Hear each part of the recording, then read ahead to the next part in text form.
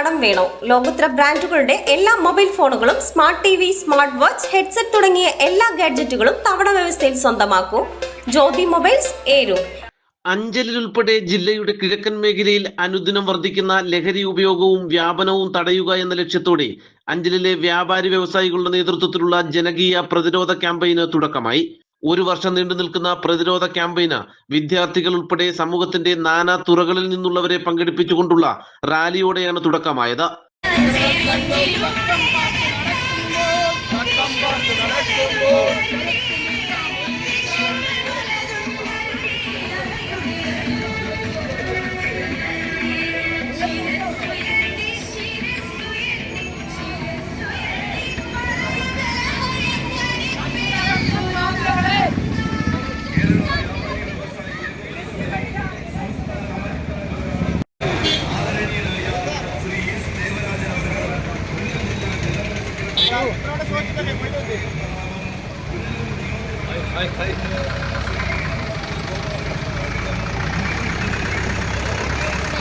നൂറുകണക്കിന് പേർ അണിനിരുന്ന rally market കവലയിൽ സമാപിച്ചപ്പോൾ നടന്ന പൊതുസമ്മേളനം അഞ്ചൽ ഗ്രാമപഞ്ചായത്ത് പ്രസിഡന്റ് എ നൌഷാദ് ഉദ്ഘാടനം ചെയ്തു.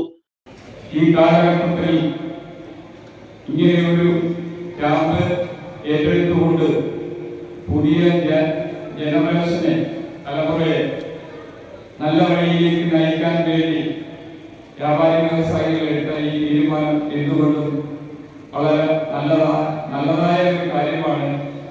ഈ തീരുമാനമെടുത്ത ഈ വ്യാപാരി വ്യവസായ സുഹൃത്തുക്കൾക്ക് എല്ലാവിധ ആശംസകളും ആദ്യമായി തന്നെ അറിയിക്കുകയാണ്. നാം ഇന്ന് രാവിലെ പത്രമാധ്യമങ്ങൾ വായിക്കാൻ പത്രം എടുത്തു നോക്കുമ്പോൾ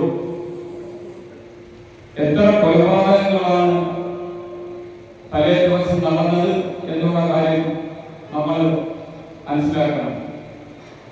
കുറെ കൊലപാതകം, ഏറ്റവും കൂടുതൽ കൊലപാതകം എന്ന് പറഞ്ഞു കഴിഞ്ഞാൽ മയക്കുമരുന്ന് മാഫിയയുമായി ഏറ്റുമുട്ടലിൽ അറപ്പെട്ടു. അതുപോലെ തന്നെ ഇപ്പൊ അടുത്ത സമയത്ത് കല്യാണമൂട്ടി തന്നെ ഒരു കുടുംബത്തിലെ 5 പേരെയാണ് ഒരാൾ അതിദാരുണ്യമായി കൊലപ്പെടുത്തിയത്. ഈ സമൂഹത്തിലാണ് എന്നുള്ള കാര്യം, പ്രത്യേകിച്ച് കേരളത്തിലാണെന്നുള്ള കാര്യം നമ്മൾ എല്ലാവരും മനസ്സിലാക്കേണ്ട അത്യാവശ്യമായ കാര്യമാണ്. കേരള വ്യാപാരി വ്യവസായി ഏകോപന സമിതി youth wing Anchal unit president Aslam അധ്യക്ഷത വഹിച്ച യോഗത്തിൽ ബോധവൽക്കരണവുമായി എക്സൈസ്, പോലീസ് സേനയിലെ പ്രമുഖരും എത്തിച്ചേർന്നു.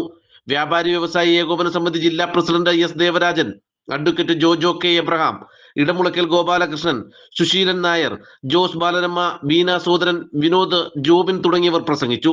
വ്യാപാരി വ്യവസായി ഏകോപന സമിതി യൂത്ത് വിങ് അഞ്ചൽ യൂണിറ്റിന്റെ നേതൃത്വത്തിലാണ് ബോധവൽക്കരണം, നിരീക്ഷണം ഉൾപ്പെടെ ഒരു വർഷം നീണ്ടു നിൽക്കുന്ന ക്യാമ്പയിൻ സംഘടിപ്പിച്ചിരിക്കുന്നത്. നാട്ടുവാർത്ത, അഞ്ചൽ.